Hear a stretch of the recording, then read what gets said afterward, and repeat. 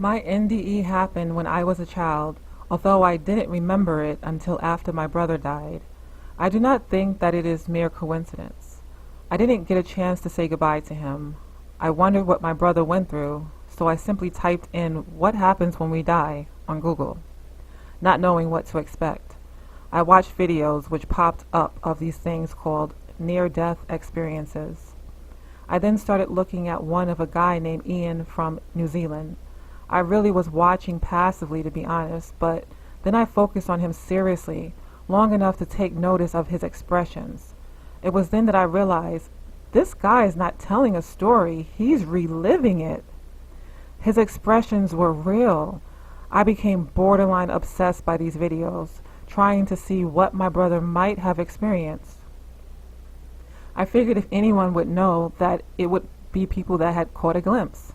I then noticed another video that Ian had made, only this time he made a video in which you could see what he was talking about, like a little mini movie. At that point, I had already watched this same video a few times, but this time something clicked. Ian was showing something he saw in the darkness when I thought, I remember that. Then realizing what I had said, I exclaimed, what do I mean I remember that? I stepped away from the CPU and went outside to have a smoke. I recalled that when I was 3 years old, I had been hit by a car whilst following my uncle across the street, unbeknownst to him. The memories came back to me and hit me like a ton of bricks. That was death! I couldn't believe it. And to tell you the truth, it's hard to. After being struck, I found myself looking up at the bumper of the car, and I seemed to be paralyzed. I couldn't even blink, much less move. All of a sudden, I heard an audible voice say, "Let go." I instantly felt what can only be described as a tingle, a pulsating, vibrational type of feeling, and then immediately found myself standing up. A figure or person was across the street, summoning me to come to her. I say her because I felt as comfortable with this person as I would my own mother. I remember being a little scared or apprehensive about crossing the street to get to her. I was afraid of being struck again. The person assured me, not verbally, but like mentally, that I would be okay. I just thought, okay, I'll just go over there. This is where what I now know to be a life review started. I saw a picture of myself, but at least a few years older, then another picture, and then another, until eventually I had images or videos passing by me so fast that it felt uncomfortable. It's almost as if I was downloading the images or videos as I watched them. I guess my discomfort was noticed because things slowed down dramatically, and then a sudden pause or stop. I was now looking at a picture of a young man. As I looked at this picture, I was struck by the realization that I was looking at my son. I couldn't believe this was my son.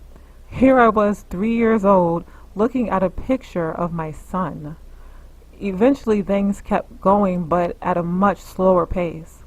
By name, I saw so many unfamiliar people and places. After it stopped completely, I found myself stepping into a dark cave or room. I distinctly remember feeling that I shouldn't be there, as a child who had walked in on his parents may feel. The darkness scared me. There was something in it with eyes looking at me. This is the part of my experience that reminded me of Ian's video representation. All of a sudden, I felt a soft breeze, and with that breeze came an unbelievable peace. No longer was I afraid of the darkness. In fact, it was like I no longer even knew what fear was. I then found myself back facing the accident scene. The person that had called me over accompanied me. It was like I was holding hands with this person while I looked at my body on the ground. The man whose car had hit me was kneeling over me, frantic and scared. But I was thinking, why are they worried about that? I'm okay. It really bothered me that he was worried about that thing on the ground. I clearly remember thinking, they don't know anything about where I am and have no idea it even exists. Now at this time, I was just 3 years old, yet some of the things I was thinking would have come from a much older mind. You would think that being so young, I would be aware of only what I observed happening. I might have been wondering about it, but I wouldn't have been able to think about it the way I was, to deduce what might be happening or analyze any of it, yet I seemed to have the intellect of at least a 10 to 15-year-old. I don't know how time differs between this realm and that realm, but it seems I was there for a long time. Even though it might have been only between 1 to 10 minutes, I do remember going to another dark place after getting bored or frustrated with the people and their emotions about that thing, my body, on the ground. It was as if I was there to simply think. I knew there were others around me. I could feel them, but I couldn't see them. I remember hearing the words, "Go to the light," which seemed to frustrate me.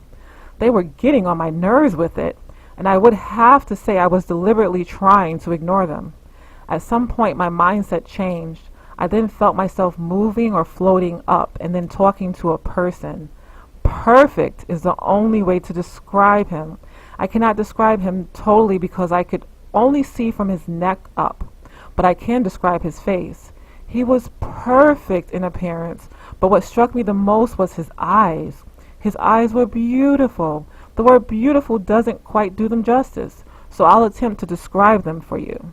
Picture microscopic rays of sunlight, but instead of the rays being white or yellow, they are all the colors of the rainbow. Those eyes were not only the most spectacular I have ever beheld, but I found them almost hypnotizing. As we spoke telepathically, I found it hard to look anywhere else. I can't remember all of the conversation other than I was told that I wouldn't be able to remember it all.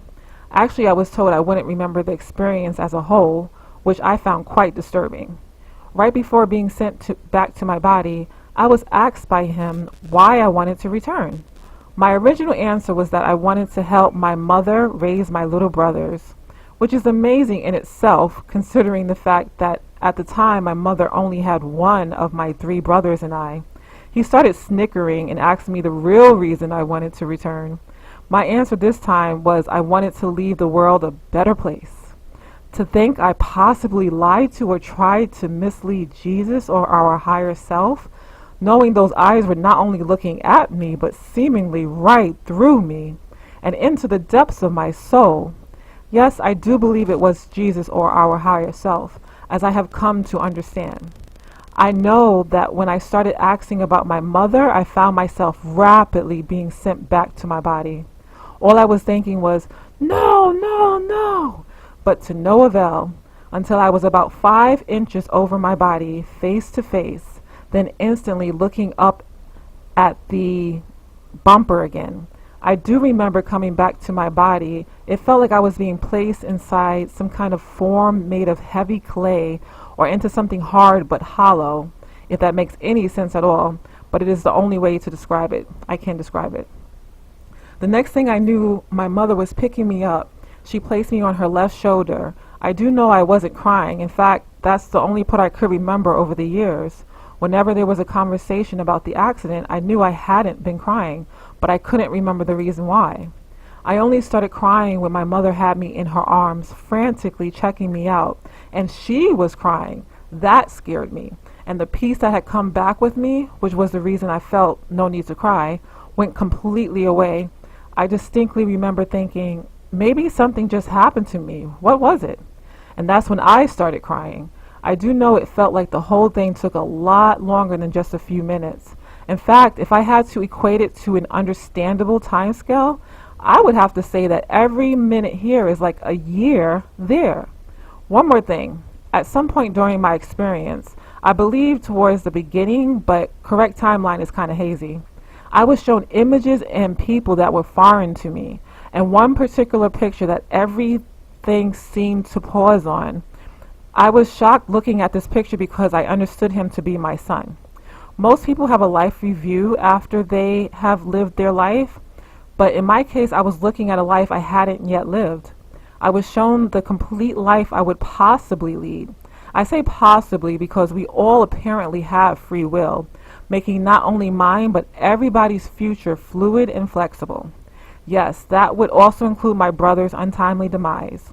With that in mind, when my mother returned home with me for the first time and she put me on the floor to play, My little brother, I remember to play with my little brother, I remember doing a double take, being puzzled but yet so happy to see him. To me, it was like, hey, I have already grieved for you, but how am I looking at you now? Anyway, I wouldn't remember any of this for 38 years. I do suspect I had remembered it for at least the first few years of my life, but it got pushed further and further back as the years passed, until it was all but forgotten completely. That is, until my brother died. To me, that's no coincidence, because I don't think I could have gotten over his death without that memory coming back. Well, I haven't gotten over it, but I can cope with it a lot better. I went from being unbearably sad to being envious of him. Wow. Now I wish I could have remembered before he died. I truly believe I could have comforted him about death, because he was understandably scared. However, I'm sure he found out.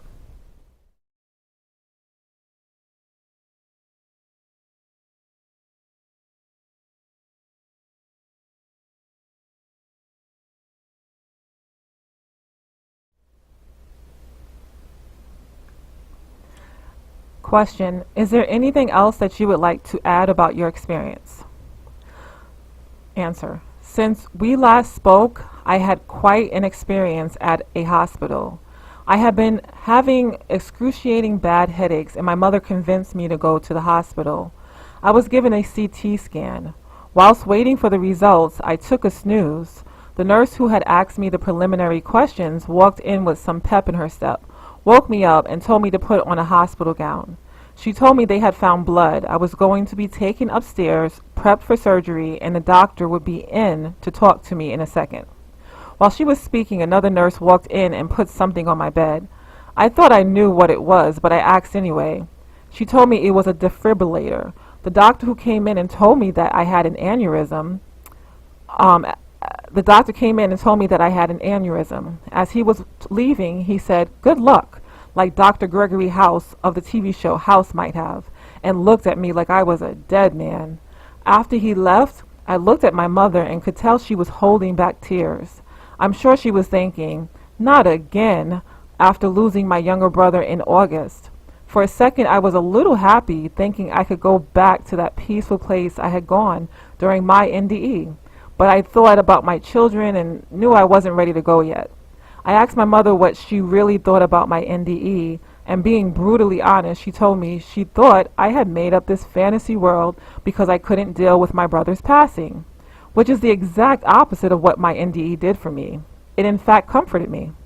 I told my mother there was not something I had to do here, and until I had done it, I would not be leaving. Other than my children, I hadn't done anything significant enough yet. I told her that I would walk out of the hospital with nothing wrong with me. I was 98% certain of this, and that certainty came from thinking about the experience as a whole. I figured that during my NDE as a child, as I was being sent back to my body, I protested because although I wanted to come back to leave the world a better place, I still didn't want to leave that peaceful place. If I didn't 100% want to come back in the first place, that was like 70-30 with the 70% wanting to stay there, then why would I be taken when I didn't want to leave? The 2% uncertainty scared me, as I didn't want to leave my family.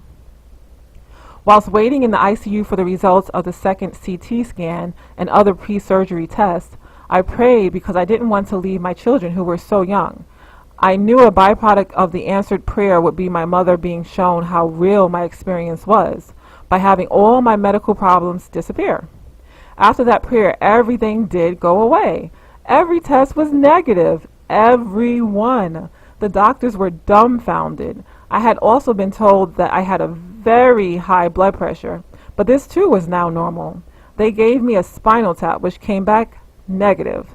They were expecting to see cloudy fluid, but it looked like drinkable water. They kept me for days just waiting for things to change, to no avail. Nothing was found again, not even in the blood they found after the first CT scan, which had prompted the emergency actions they took in the first place. They asked me to sign some release papers, as they were undoubtedly worried about being sued. The only way they could explain it was a false diagnosis, and that had given me steroids, and they had given me steroids and other drugs by this time. I knew the reason why, though. My prayer had been answered, so that was the last thing on my mind. Because I knew I wasn't ready yet, because I wasn't prepared to leave my children, and because I knew there was something for me to do here, I was never worried. I almost had a sense of invincibility after that, I must say. Whilst waiting for the nurse to come with a wheelchair to take me downstairs, hospital policy. Actually, I felt like I could have sprinted. I walked up to a plaque that was facing the room I had been in. I had noticed it previously. It read, "Miracles grow where you plant them." I smiled and immediately prayed for everyone on the ICU floor. I asked my mother her thoughts on the fact that my experience and my prayer had brought about my miraculous healing. She said, "Well, you weren't the only one praying." Wow. Can you believe that? Sigh. That's okay, though. I guess I can understand, and I haven't had a headache since. After the hospital experience, I was happy spending time with my children and family, thinking everything would go back to normal. I wasn't expecting any more miraculous things to happen in my life. I thought it might be just that I was given a chance to see my children grow a little older. Oh, how I was wrong. All of that was just the beginning of a life filled with miracles. For instance, one day I was on the internet searching for an old girlfriend, something I had been doing for years. I think I was being guided to look for her. We had been together in another city and were high school sweethearts. At this point, I was married with 3 children. Why would anyone be searching for someone after so many years? I asked myself this repeatedly, and I asked why I was so drawn to try to find her. I had moved away with my parents. Not long after I had moved, I had received a call from her. She told me she thought she might be pregnant, but I never heard from her again. Why would she not call me again? Why would I not hear from her? I didn't know what to think about the situation. Had she made it up? Maybe she wasn't really pregnant. Maybe it wasn't mine. I just didn't know. All those years I had looked for her, seeking some finality to this, I guess. I was on Facebook one day looking for her again. I found nothing about her, but a young man with her last name popped up. I know there are many people with that last name, but his name, age, and current location all added up. So as a shot in the dark, I contacted the young man. I explained to him that I might know his mother. After I gave him some background information on my past girlfriend, to my surprise, he confirmed it all, and that's when he informed me that his mother had been dead since he was 10. I asked the young man if he knew his father. I said, "If so, just ignore all of this. If not, that's where I may come in." I wasn't prepared for his response, which was, "I haven't found him yet." I asked the young man if he could send me some pictures. He sent me 3 pictures. In the first picture, I couldn't see him very well, as he was wearing sunglasses and had his head down. The next picture was a profile shot. The third picture was a good picture, just small. As I was resizing and shading the third picture to see his features, I noticed that this young man, whom I had never met, looked familiar to me. It was then that I realized I was looking at the exact same picture that was paused on during my NDE when I was 3 years old. A 22-year-old son I never knew I had. Can you imagine? Needless to say, my view of life and death has forever changed, and I would like to spread the word about this in the hope that it can bring the same comfort to others as it has me. I don't know why I or any other experiencer feel compelled to tell it to people, but we do. In fact, it might have been the purpose for all of this. The end.